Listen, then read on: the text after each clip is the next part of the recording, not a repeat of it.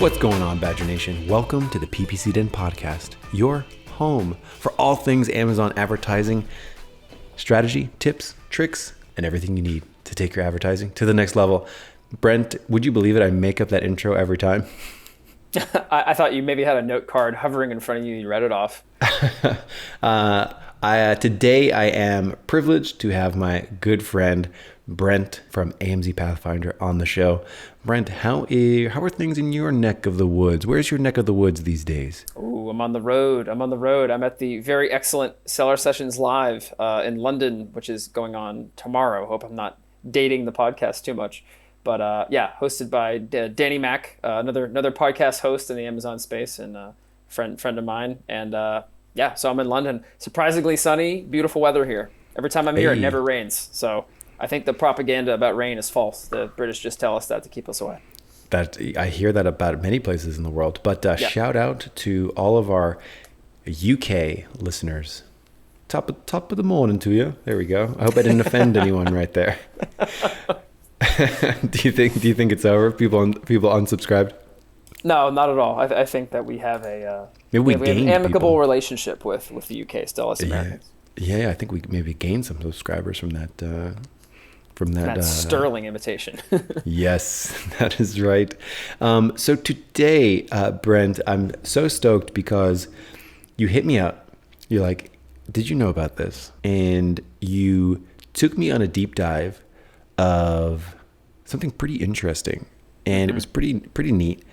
And it is sponsored brands video campaign report. And I think I need to title this episode, Nobody's Watching Your Video, but it doesn't matter. So all of these sponsored brand videos that are very hot right now, nobody's watching them. And this information is not in the ad console. So tell me a little bit about like your discovery of what we're going to talk about today. Sure. So I don't think that these metrics are new, to be clear. Like this isn't something like just released by Amazon last week. It's just that some things, fail to escape my attention until I have to look at them for some reason. And we have an increasing amount of spend devoted to sponsored brands video across many of our clients. Of course, those that are better resourced or have creative teams or have invested in video for other reasons, and then chop it up and put it on suitable length formats for SBV. And just combing through some of the reports, including some other ones related for SBV, I decided to look at all the fields for everything, because why not? What else are you going to do on a Friday night or whenever it was? So I during your date. Yeah, just whatever, dive into it. And I looked at this one particular report, which I think is just the campaign report, nothing special about that. But it has a bunch of columns in there that are not present in the ad console. And I think that is the key distinction. So if you go into ad console and you switch on all columns, you're not going to see these. Yeah. This is so interesting because I tell people all the time, the information that you download in reports is different than the information you get in the ad console. There's different pieces and there's different information in the API as well. So like all these different places, you always have to check, like, is this information available there? Is it available there? Different countries, different companies in the same country get different kinds of reports at different times as things get slowly rolled out. So like information is always a little bit different everywhere you go. And to add on to that, information is different like per campaign type as well.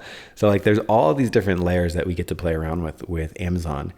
But what I think is so interesting is that you get insight into your actual video, which you don't get in the ad console. So like in the ad console, you get the usual suspects of metrics. You get impressions, clicks, click-through rate, spend, revenue, ACoS, that kind of thing when you're looking at your sponsored brand video.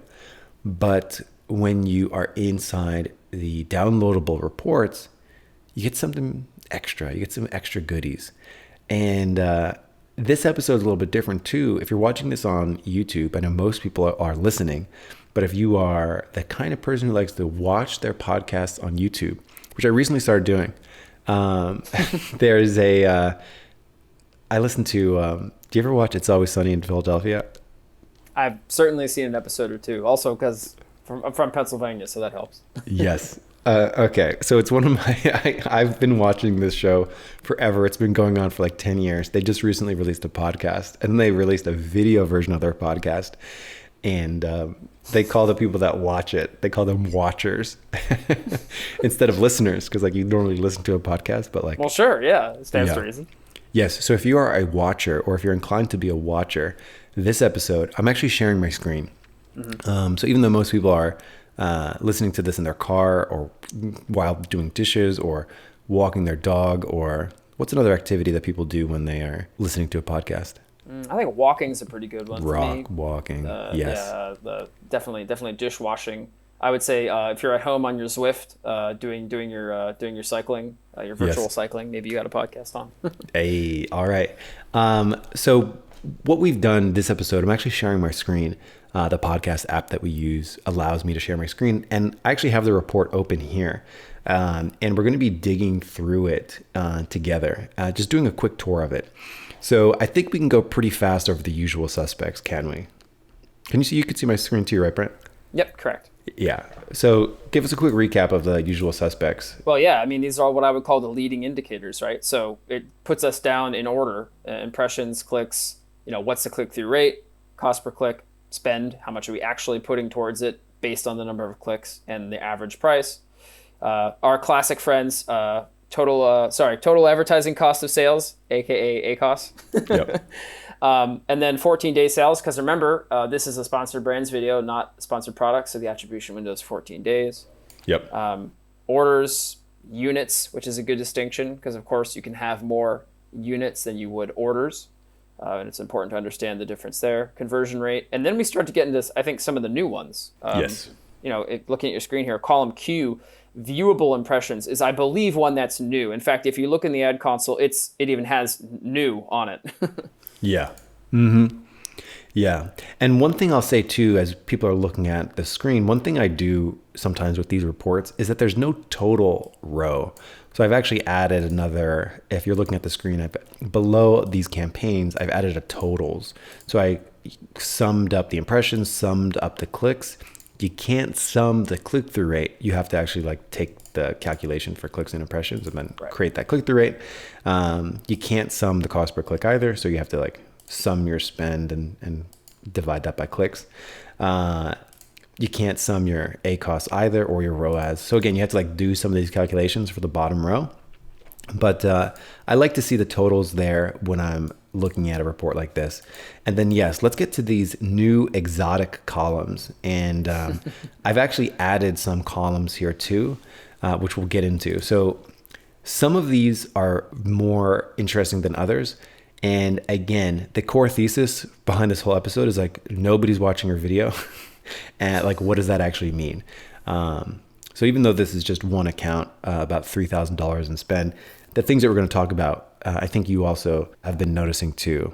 I did, and actually, I'll flip to my own data here, which, let me see, spend for this. This is $10,000 in spend for this report that I have. So that's a bit more in terms of just pure money, and there are 55 campaigns in this data set, some of which are spending a couple $1,000s. So I found very similar numbers. We compared them before recording. Obviously, not the world's biggest data set, but a pretty interesting observation nonetheless.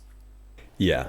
So the first thing that they give you is viewable impressions and view through rate. So what's interesting about this is if somebody searches dog harness and the page loads, you've just earned yourself an impression. However, that's not a viewable impression. So if they need to scroll down, and you have a very dictionary definition for what a viewable impression is. Do you want to, maybe we can play this part right before people fall asleep to go to bed, because this definition is pretty dense. Give us this definition. Sure, I'll use my best diction while doing it. A viewable impression is a standard measure of ad viewability defined by the International Advertising Bureau, IAB, to be an ad which appears at least 50% on screen for more than 1 second. Viewable impressions are the metric that sellers can use to quantify the percentage of ads that are actually viewed by real people. I think that last part I editorialized a little bit, but the audience is asleep anyway, so it doesn't matter. Yes. Did they actually look at your ad? Did they actually see it for more than 1 second? Because more than 1 second. Bad news, guys. The impressions are a lie. What you're seeing there is impressions. That's a really nice looking number. But of course, these viewable impressions are naturally going to be a subset of the overall impression figure they're giving you. Yes. So for this account, the view through rate was 22%. So of the people where it loaded, only 22% of people actually saw the thing. So the difference there, this account had 462,000 impressions on the video ad, only 99,000 viewable impressions. So about 1/5 of people actually saw the thing. And then there's an interesting metric too, click-through rate for views. And I think this is a really neat metric because what this is showing you, the click-through rate for views is of the people that like saw the thing, actually saw the ad, loaded it for 1 second, how many of those people clicked on it. So if we take this number, if you're looking at my screen and go like that, turn this into a percentage. So of the people that actually saw the ad on their screen for 1 second, really saw it for 1 second, what is that click through? How many of those people clicked on it? And that number is 3.6. Now, the reason why this number is so key is actually pretty interesting. It's very interesting because they saw it for 1 second, they clicked on it. So that's the click-through rate for views. So that's 3.6% of people who saw it clicked on it.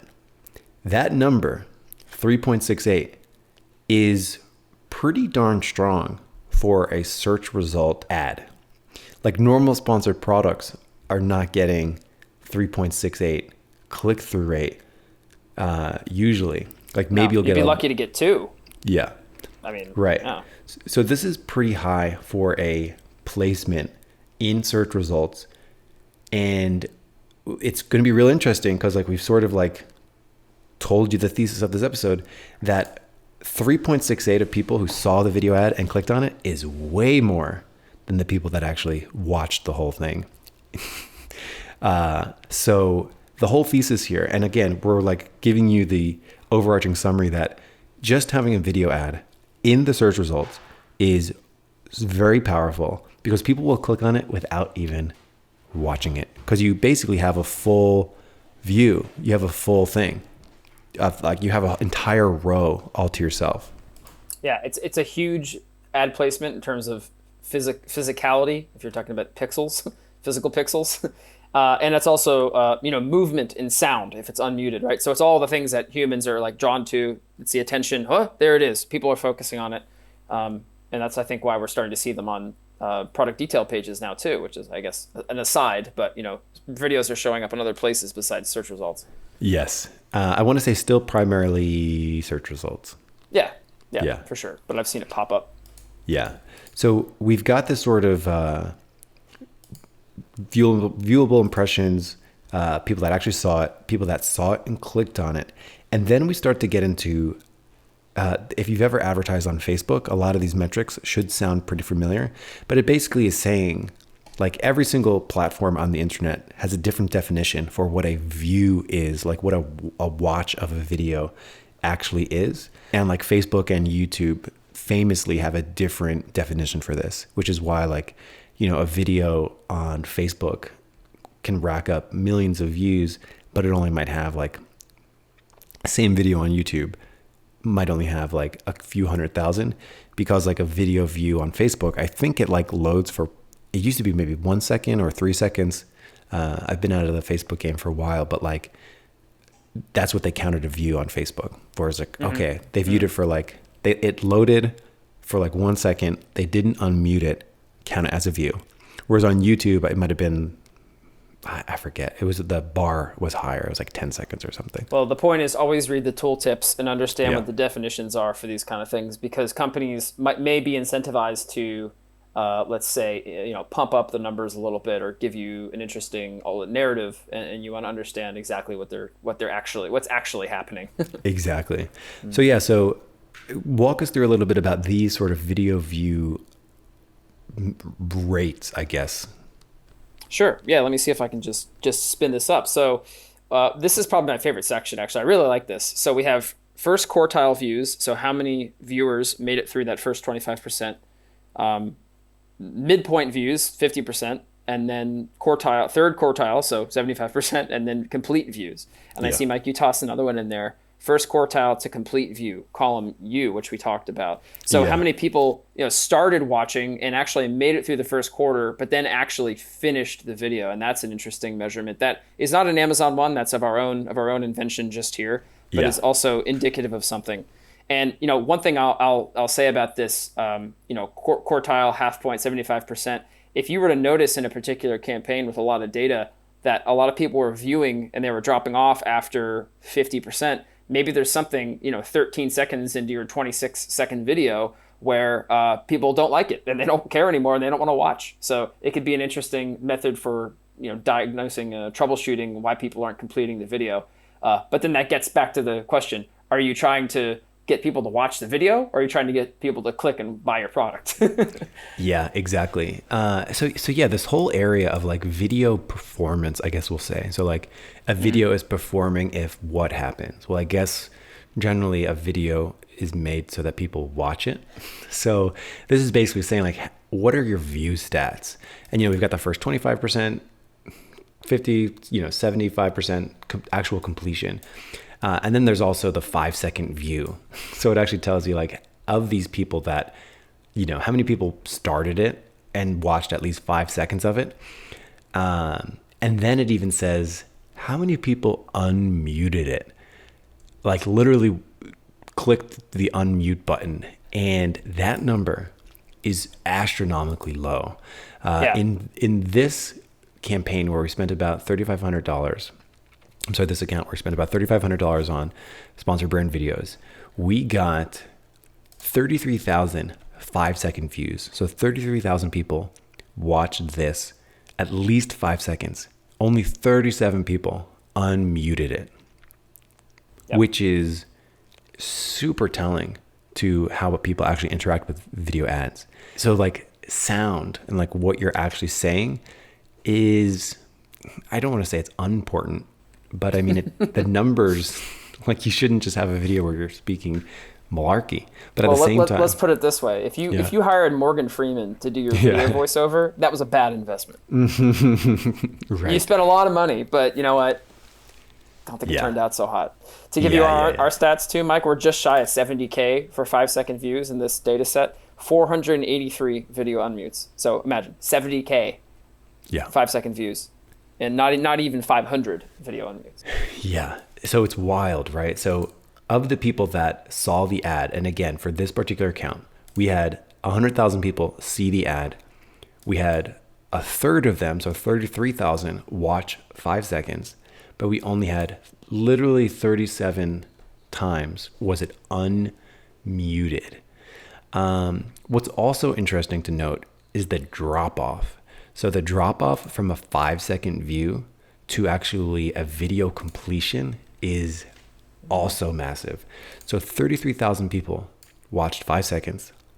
Only 4,700 finished it. So, and even then, only 8,000 people made it to the 75% through the video. So like the drop off between people who start it, and we could say start as in like they watched 5 seconds. Anything less than that, they're probably just like zipping by. But 33,000 people started it. Only 4,700 people completed it. So that's a massive, massive drop off. It brings up a lot of like the hook. Like you need to hook people really good. Right. And I was just talking with a client the other day and they're like, hey, what's going on? Like my video, it's like real junk. Like it doesn't seem to be working. Oh, and you go and look at the video, and for the first 5 seconds, it's like company logo, introduction, corporate music. It's like da na na na na na, like the stock corporate audio that you might find somewhere. Right. There's a slow pan going on, and a brand that most people probably have never heard of. And then it's like generic video, like a photoshopped picture of the product comes into view, and then it's like stock footage of like people in a business context, and you don't know what they're doing yet, and it's like you wasted those 5 seconds. And versus, I don't know if anyone's still looking at my screen. We'll talk this over, but I'm buying a dog harness, and I search dog harness, scroll down, and I have this amazing video right away. There's a woman putting a harness on a dog. The dog looks pretty happy, and then it's like cool graphics around all the connectors. Yeah, we got 3D motion graphics and really great instructional. And the video, it does not waste a single millisecond. It dives right in.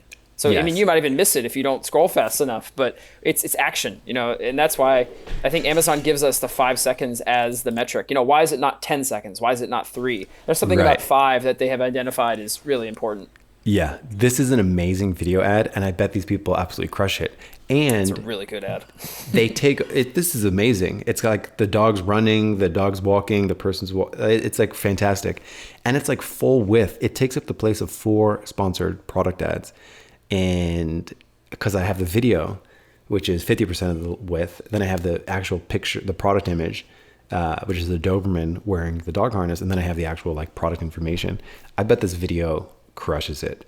So those first 5 seconds are vitally important, because it's likely that is all anyone will do, and that is all the chance that you have to connect. And with that said, you're going to get a massive drop off with people. You're going to get pretty weak unmutes. Like, I'm literally shopping for a dog harness right now, which is why I searched this. And this looks awesome. Like, I'm probably going to buy this because it looks pretty good. We were trying to get a mesh harness. It looks pretty great. And even still, just having a video, I didn't unmute it. And in this account where the video view metrics are pretty weak, right? Only 37 people unmuted it. This campaign is still doing fantastically.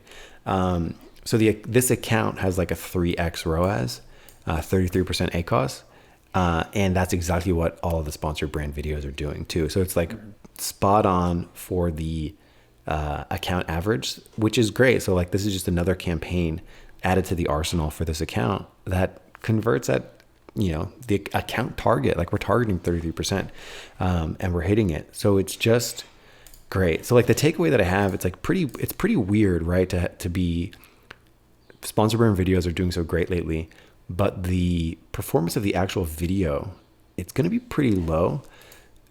I don't want to say it doesn't matter, but like nobody's unmuting it. So it needs to be visual. You need to hook people in the first 3 seconds, and don't waste the first, 3-5 seconds with your corporate logo. Like, make it real. Be sure to have something visual there that you can get without unmuting it. Like that dog harness had like 3D animated visuals where the clips are. It's like, that's amazing. Looked really good. And I think that's also why when a client asks us, how long should the video be? It's like, well, actually, if you look at this data, it doesn't matter if it's 23 seconds or 30 seconds, because not that many people make it that far anyway. What really matters is the first 5, the first 10, the first 15, and also the level of quality to the video, or at least the hookiness of it. I mean, we have some videos that I'll call slideshow type videos that clients have had made or made themselves, like in-house, that are not expensive and don't take a lot of time to iterate on, and those do quite well. And then we have videos that are clients that have spent $5,000-$6,000 on a shoot with models in the product in the park or in a kitchen and like with a model, like and those also do quite well. But the difference between those two is in some cases not that great, which is kind of funny. So there's a way that it can hook a viewer in either scenario, and it's just best to test them. Yeah. So let's do final takeaways here. I think my final takeaway is, number one, the report itself. You should check it out periodically, like maybe once a month, download this, check out how your overall video performance is related to your actual performance.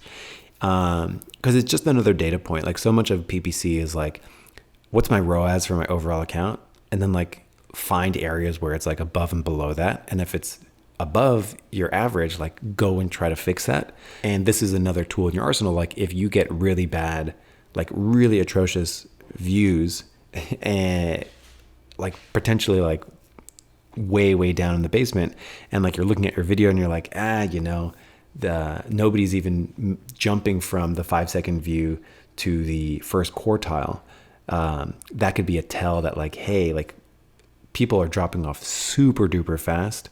They're not even giving it a chance. So like I need to have a better hook in the beginning. That could be pretty good too. Another lesson here is like you better be running sponsored brand videos because you get an entire width. You get 4 sponsored products length of time. So even if your video performance isn't perfect, hopefully you have a good hook, and just the real estate itself should give you some boost. So good video, I think, will always outperform a bad video. But like, I think like a bad video with a hook and like a really engaging thing will probably outperform a, cinematic great video, but it's too long and it starts with like a 10-second corporate intro type thing. So those are some of my takeaways here. And it's a great data point and it can give you some insight into thinking about your video.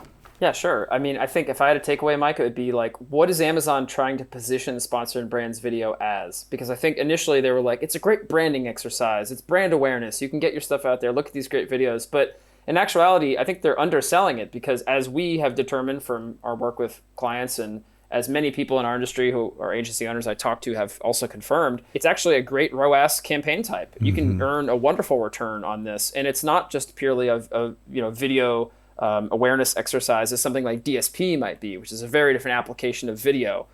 You could even use some of the same videos, but the way that they're displayed and the way they show up, the intent behind where people are seeing them is very different.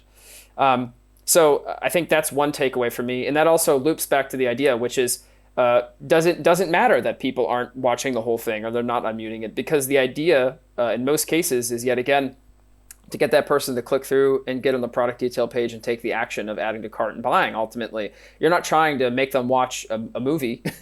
The idea is to get them to the page. Or maybe you are. I mean, maybe there's a campaign type that we're going to be measuring with CPM, which is one of the columns that was in the ad console, but is not really something I saw any data for because maybe we're just not using that ad type.